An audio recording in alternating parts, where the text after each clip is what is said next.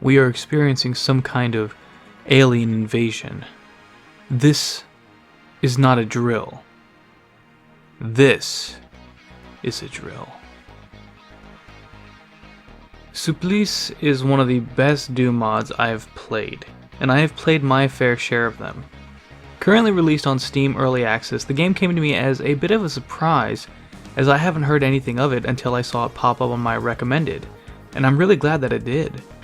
Looking at the initial screenshots and reading the description, inspired by the mid-90s FPS glory days and the legendary Doom modding community, I was a bit confused at first, as it looked to me like the game was actually built off of the build engine, like Duke Nukem, Blood, and Shadow Warrior. And I wasn't the only one, as I've read multiple comments and reviews about other people thinking that this was made on the build engine. But when I started playing it, right off the bat I went, oh yeah, no, this is Doom. It feels like Doom, but it sure as hell doesn't look or play like Doom. In a sense. And that's what initially got my attention. So if you're curious like I was, then sit back, enjoy, and break a leg. But I must request that you do not, literally. John Carmack once said, yada yada yada, something story in a porno. You know the saying.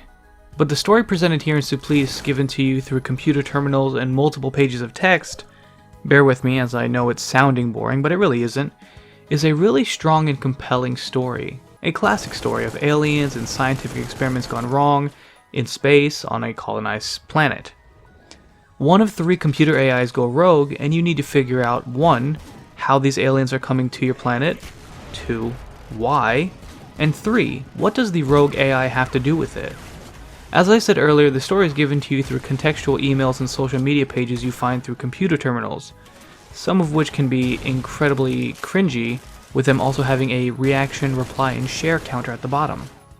It just feels weird seeing it in a Doom map pack, but some of these emails actually set the mood very well and become incredibly dark and ominous towards the end, especially when reading emails or dialogue recordings of scientists and colonists speaking with the rogue AI, not yet knowing it's gone rogue.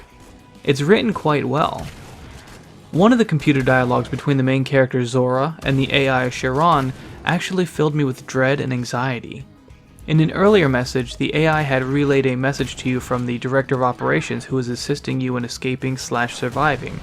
She had wished you good luck, which Sharon refused to say due to a machine not believing in the idea of luck. However, as you're nearing the end of the first episode, Sharon warns you that a new and terrible creature is coming, and up to this point, the enemies have become vast and dangerous with how much damage they can deal to you. The way they build up this boss, by the way, is very tasteful. Sharon tells you that you need to escape ASAFP. Though the statistics of your survival is very low, he ends this last message with, good luck. I find this to be an incredible build-up, and to be fair, the final showdown of episode 1 was difficult and utterly intense. You're probably already familiar with Doom, so I won't bother with how it plays or what you're supposed to do. So we're going to look at what this game does differently from Doom. The weapons. Instead of fighting off the creatures with your bare fists, Zora instead gets a drill called the Pile Bunker, which acts much like the chainsaw without the locking into enemies when you start sawing away, but also has a secondary function which sends out a shockwave a short distance which acts like a short-range shotgun. Wow, the alliteration there. Very useful in the beginning, but surely gets pushed off to the side, but is never forgotten. It remains useful throughout the entirety of the campaign. The second gun you require is your run-of-the-mill assault rifle with a zoom burst fire as its alternate fire mode. Initially, I thought the game was relatively useful, but a little slow for my liking. That was until I realized the gun can be dual-wielded. As soon as you pick up a second assault rifle, the gun permanently transforms to akimbo. The accuracy stays on point, especially when using the alt fire. This makes using iron sights actually useful and unique, when usually iron sights in a Doom mod is like having a fresh condom when having sex with your girlfriend. You're glad it's there, but you're probably never going to use it. And if you do, you're just going to remember why you don't use it in the first place. The third gun you get is the tried and true first-person shooter classic, the shotgun. Called the rotary shotgun in this game, it is a triple-barreled shotgun with some great stopping power and a great design. though the overall green look of it is a little off-putting and kind of reminds me of Wolfenstein 3D, which normally isn't a bad thing per se, it's just off-putting in a Doom mod that looks so visually impressive. But we'll get to that in a minute. Back to the shotgun. Ever since the introduction of the Super Shotgun in Doom 2, everyone has been trying to replicate it, as it might be hands down the best shotgun in any FPS of all time. This is due to the absolutely badass firing of 2 barrels at once, followed by the clicking sound of the reloading. So what does Supplice do to try to match quality? By firing all 3 barrels at once as its alt fire. As epic as this is, I don't feel like it has the stopping power that the Super Shotgun has, which is strange because it fires 1 more round than its big brother. It might be that the DPS is offset by the small waiting period you have to do after firing. Most enemies will be killed by the primary fire of the rotary shotgun, but the enemies that don't, you'd assume to use the alt fire and be done with them. But the tougher enemies can sometimes take up to 2 or 3 alternate fire shots. That's 6 to 9 shotgun shells. I think the best way to improve this gun would be to increase the overall damage, but limit how many shotgun rounds you can carry. That way it doesn't break the overall balance. Next is your classic rocket launcher, in a sense. The Cyclomortar is more of a flamethrower in nature, but acts like a grenade launcher / rocket launcher with its secondary fire letting you charge up the shot for a more devastating explosion. And to be honest, it's pretty fucking fun. The only time I died in this game was when I had accidentally shot at an enemy that was a little too close to me. The last gun you acquire at the end of episode 1, a bit of a shame that they gatekeep it so late into the game, is the minigun. But once you use it, you can kind of understand why. You can set it down with a set amount of ammo as a sentry turret as its alt fire mode. Very Aliens inspired. But this thing rips through enemies like nothing else. If you use the gun as it's intended, it does need to build up the momentum before it starts firing, but when it does, holy shit, it eats through to your ammo like a dog through kibble. A neat detail about this gun is, if you stop firing, the gun takes a few seconds before the barrels begin to slow down. During this time, if you begin firing again, you don't have to wait to build up momentum again as the barrels are already spinning. These are all the guns we have so far, but as detailed in the settings menu, we still have yet to see, or I just didn't find them in my own playthrough, the Kinetic Sledge, Slugger, Cremator, Arc Divider, and the Fission Dynamo, which is probably going to be the BFG, or in this game it'll be the BFD, the Big Fission Dynamo. All these guns have their own use against the enemies, which are pretty much just your run-of-the-mill enemies. You have your Lost Souls variant, Imps, Soldiers, Chain Gunner, Cacodemon, Pinky, and these little egg sacs that act like pain elementals. The Lost Souls in this game are Langoliers. I'm not kidding, look at these things, they are practically the same. The Pinkies are just big, called green in the game, but unless I'm colorblind, these fuckers are blue. Big dudes with Langoliers on their heads. The Chain Gunners are a real bitch to deal with. You're familiar if you've played Doom 2 or Final Doom, but with one minor change that makes them more tolerable. They are no longer hit scanning enemies. I know. Thank Christ. The Cacodemon variant actually looks like one of the background items from one of the hell levels in Doom. Just change the green to gray, and make it look more robotic, and boom. Though this enemy flies around like the Cacodemon, its attacks are more similar to the Arachnotron.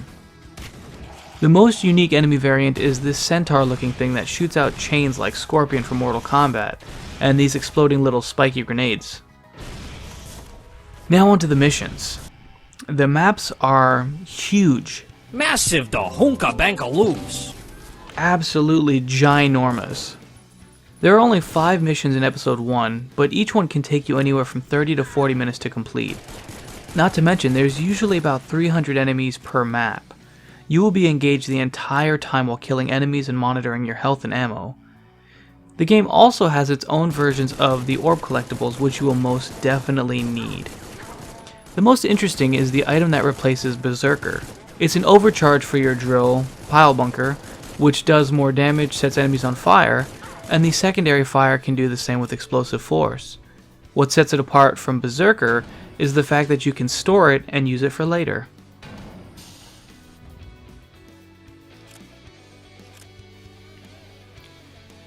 The visuals of Supplice are astounding. No joke, the developers put a lot of attention and care in this game. Though I mentioned that the maps are huge, every single room is extremely detailed and varied that it never feels repetitive. The first stage starts you off in the mines, which makes sense as to why you would have a jackhammer weapon from the get-go. In one stage, you have to fight through a massive parking lot filled with destroyed cars and undestroyed cars, as the owners probably never made it that far. The locations constantly kept me feeling like I was moving from place to place, and not just from level to level.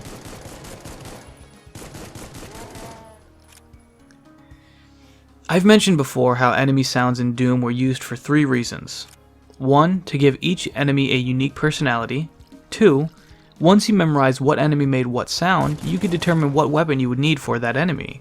And 3. To know where the enemies were, if they were in the next room, if they were hiding in a not yet triggered monster closet, or hiding in a secret room. In Supplice, none of the enemies make any unique sound to set them apart from the other enemies. Minor gripe, but being that this is early access, I would love to see if they can add a little more personality to the enemies. Now for the music. You knew this was coming. Music is just as important as the game itself. Just look at the Jaguar port of Doom. No music. Not as good. So how is the music in Supplice? Astounding. I love it. Each level has such unique and fun music, though I'm not sure if it's the game itself or if it's just me, but the music doesn't really match the tone of the game. Now, as I said, it might just be me being so used to Doom having heavy metal, but some of the tracks in this game felt a little too upbeat for the dread that is supposed to be happening. Take for instance the demo level of E3M1. I hear a happy little synth piano while I slaughter these happy little aliens. There is one small issue that I must address. Each song is maybe about 3 to 5 minutes long, which is perfectly normal, absolutely fine. But I mentioned earlier that each level can be around 30 to 40 minutes if you don't get lost. The problem is, each song has a strong beginning and a strong end, but they weren't meant to be looped. So every few minutes you'll hear the song fade out, silence for a few seconds, then the song loops again. Once you hear the same song more than 5 times, you start to get a little annoyed. That being said, the tracks are amazing to listen to, but I think some of these levels could benefit more from ambiance instead of electric guitars. They made each level to be massive and atmospheric. Atmosphere isn't just about the visuals, it should also be how it sounds as well. For instance,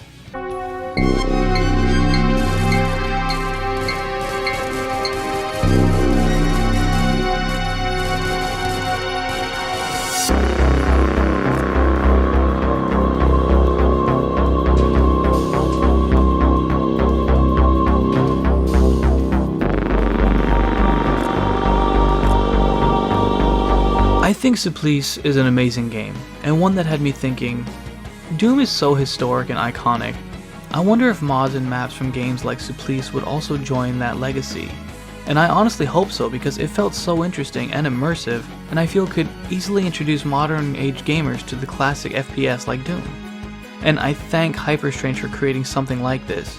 I am very much looking forward to what more they can bring to the table. Bring on episode 2. Oh, and in case anyone is wondering, Supplice, yes, it is pronounced that way, is a French word that means torture or torment. Je vous en prie.